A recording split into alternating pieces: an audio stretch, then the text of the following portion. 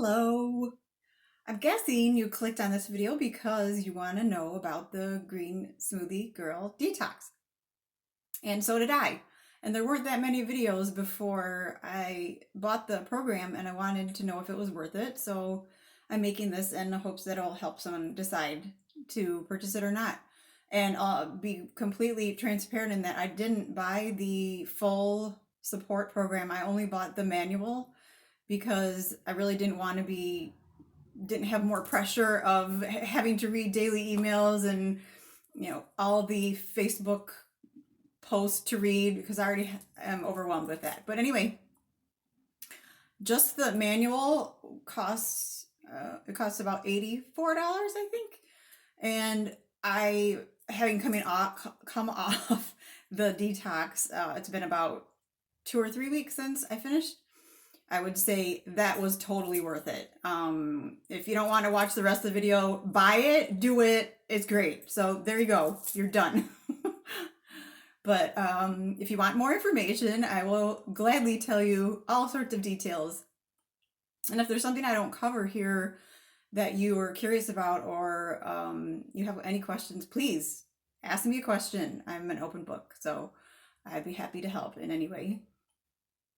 So I guess I should start with why I wanted to do the detox. And I should say we, because my husband also did it with me, because I forced him and bribed him, and because I can't do it myself. I can't watch someone sit there and eat junk, and I can't. So he begrudgingly did it with me, and we both had great results. So let me start with our background, which is over a decade, I guess, of being vegan. So giving up meat and dairy was not an issue for us. So it might be for other people. That wasn't a big deal. But we were kind of junk food vegans. Not really bad, but maybe 50% of the time we weren't eating super healthy at that point. So I definitely wanted to restart and fix some issues that have crept up as I approach menopause. And so that's what my main interest is, and also getting my husband off his blood pressure medicine, which he's on a really the smallest dose you can possibly buy, but still wasn't happy about that.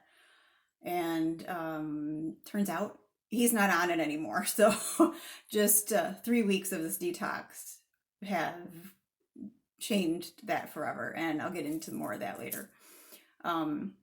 My issues were mostly hormonal, I guess. And I won't go to specifics because, nobody really cares. They just want to know if they're going to do this for themselves. But again, if you're wondering, feel free to ask. And so we bought all of our stuff for the prep. And the first thing that shocked me was how cheap it was, because we spent far less on our groceries than we did normally. So obviously it was cutting out all that processed fancy vegan junk, and that stuff is not cheap. And we kind of got into the habit of buying it because it was fast and easy. We're both of us were major fast food junkies when we were younger. So that's always kind of been an issue. We never stopped being that. We just switched to being vegan junk food junkies. And that's just how it went. So so the first few days are the hardest, supposedly, because you're not getting sugar. And honestly, I found the no coffee and the no salt much harder. And I have a huge sweet tooth, so that was a shock to me that I wasn't even thinking about sugar. In fact, I didn't have any cravings at all, which is very bizarre for me. I'm a super cravey person, and I definitely expected to have cravings, be starving. And when I read the book with the reviews of it, the people's testimonials, and they said, I wasn't hungry at all, and I didn't have any cravings, I thought they were full of it, honestly. I thought they are, I don't believe them for 1 second. So actually it was true. So I'm just one person here, but talking as a junk food sugar addict, take it for what it's worth. So the you definitely are going to have a harder time the first few days if you have been eating a lot of junk and a lot of meat and dairy, and those are your staples, because you're basically eating greens and plain potatoes and oatmeal and vegetable soup, which tasted like nothing. Everything tasted like nothing because there's no salt. So of course, you do get used to it though. So don't be too discouraged in the early days. If you're really struggling, just stick with it and your taste buds do adjust. The second day of the detox, I mean, I've heard about the emotional aspects, and I'm familiar with storing emotions in your body because I'm an energy worker. So I'm a Reiki master teacher, and that's what I do. And I'm super familiar with all of that. But it still shocked me that the second day I got out of bed and I just started crying. Like I couldn't even control it at all, and just pretty much cried all day. I had no idea why. It doesn't matter. Obviously, something needed to get out, but just be prepared that there is an emotional component to this, and you do store emotions in your body, and they're going to come out various ways. So Robin shared her experience with the mucoid plaque and that being a huge emotional release. Well, I just had a crying release. So everybody's going to be different. And also within the first few days, I noticed my joint pain was gone.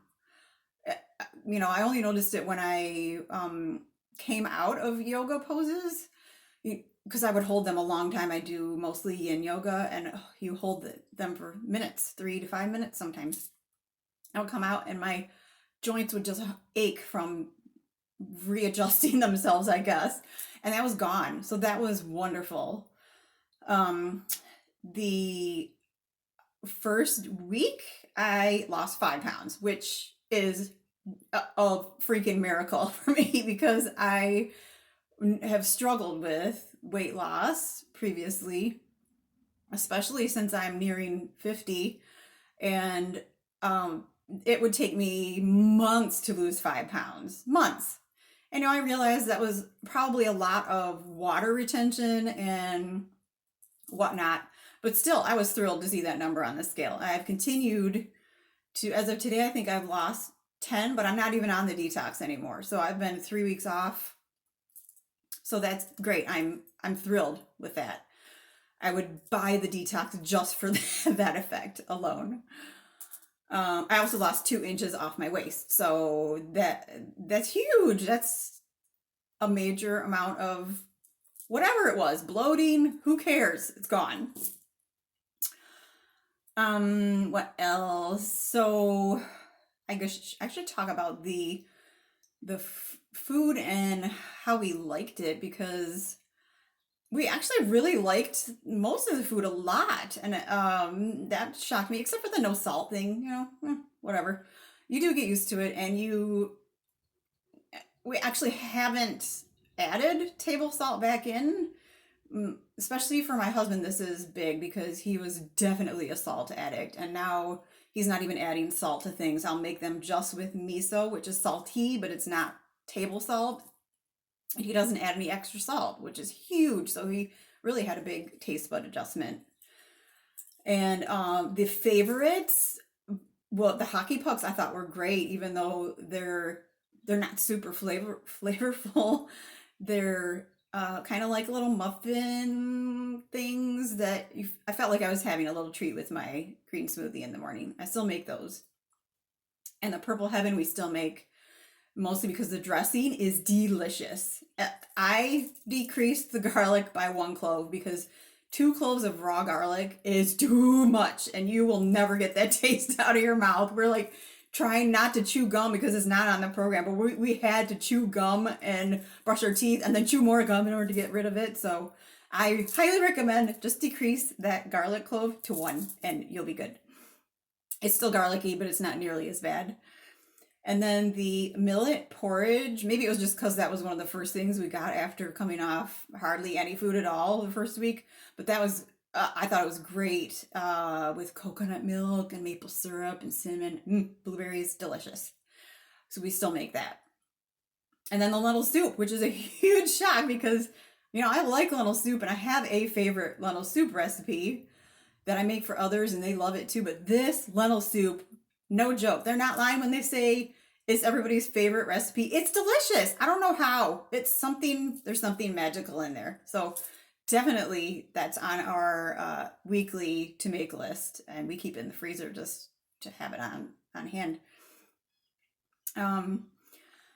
One of the things that I really think is super important to not skip is the skin dry brushing. So I already was doing this pretty much every day, but I don't think I was doing it correctly because I watched Robin's videos, although she has a couple and they're totally different. So, take them with a grain of salt, but I kind of make up my own routine, mixing all the things I've learned about dry brushing. This is something really important that I don't think she shares, but I heard somewhere else that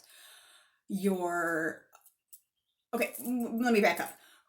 If you don't know what dry brushing is, you use a brush and you brush your skin before you take a shower pretty firmly all over, and it's to move your lymph because your lymph does not have a pump. You have to either do dry brushing or jump on a trampoline or go running in order to pump your lymph, and it's super important to get your lymph moving. Okay, so what I learned was that 95%, I believe, of your upper body lymph nodes are in your left armpit. So make sure you really get into your left armpit with the technique I learned was doing circles. So you do circle this way and circle this way a few times. And I really get into the left one now. And that explains a lot because I personally have had a lot of physical issues on my left side my whole life. So it tells me that my lymph was probably not moving on that side, especially. So that's a great tip that I wish more people knew. I wish I knew it before. So then I wanted to cover that we did finish early. We only did 3 weeks. I did 21 days because gosh, there's so much in there, but I felt like 21 days was enough because we were not going to stop eating this way mostly. We were just going to keep going with eating 85% clean and 15% treats, which that's another thing that I need to cover is they're not really treats anymore. One of the biggest things we learned from this was that we're eating to live now instead of living to eat, and it doesn't really feel that good to eat that junk anymore. So we don't want it. That's the biggest takeaway I got from this. Because before I wanted to go on a diet, I wanted to lose some weight, and I didn't want to deprive myself. And I couldn't do it because of that. But now I realize that it's not depriving myself at all, that this is the way I can take care of myself. It's self-care to eat this way, and it feels good. And my body doesn't reject the food in a variety of ways by showing me pain in different areas. So I love that. That's a huge thing. So helpful. And so we also finished early because we did not do the gallbladder cleanse, because I've just heard too many things about people doing those when they're not ready, especially when this is their first detox, that they've ended up in the hospital and had their gallbladders removed. So I'm not into that, and maybe next time we'll try it, but I don't know if I'll ever do that. I don't think I've ever had any gallbladder issues that I know of, so it wasn't a huge deal for us. And also we had to switch the watermelon part because my husband he has a weird working schedule. He works nights and he doesn't have weekends off, so we were kind of shifting things around to try to fit that on his weekend, which is in the middle of the week. And so we cut one of the weeks short in order to do that. And anyway, 3 weeks, 21 days worked fine for us. So I wouldn't stress about having to do it perfectly, having to do every single day.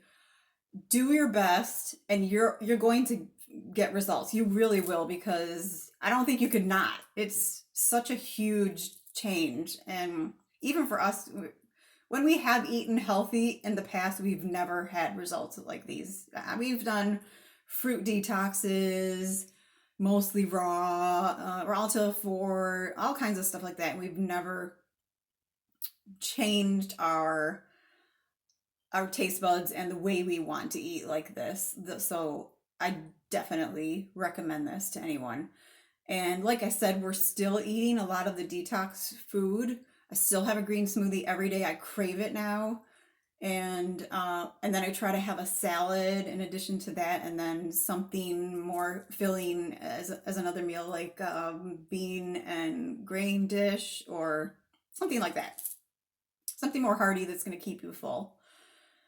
So I think that pretty much covers it. And go for it. Don't just do it. Just try it. And even if you just try the first week, it's totally worth it. In fact, I feel like we're going to go back and do the first week again here in another few weeks just to get restarted, because it's a perfect time for that in spring. So yeah, if you have any questions, please leave me a comment below. I'd be thrilled to help. And this is my first video ever in the history of me. So I'm going to be very happy just to see that anybody watches it. And thank you for watching this far if you have. And yeah, I hope this helps. Bye.